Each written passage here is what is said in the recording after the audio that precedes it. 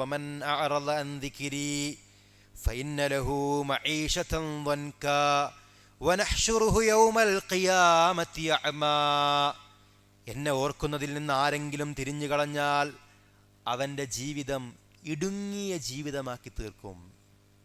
ചില പണ്ഡിതന്മാരൊക്കെ പറഞ്ഞു ഖബർ ജീവിതം എന്ത് ചെയ്യും? കുടിസായിരിക്കും.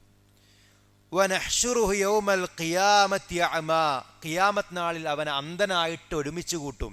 ഖാല റബ്ബി ലിമ ഹശർതനി അഅമാ വഖദ് കുൻതു ബസീറാ. അവൻ ചോദിക്കും, റബ്ബേ എന്നെ എന്തിനാണ് ഈ ഖിയാമത്ത് നാളിൽ അന്ധനായിട്ട് ഉയർത്തെഴുന്നേൽപ്പിച്ചത്?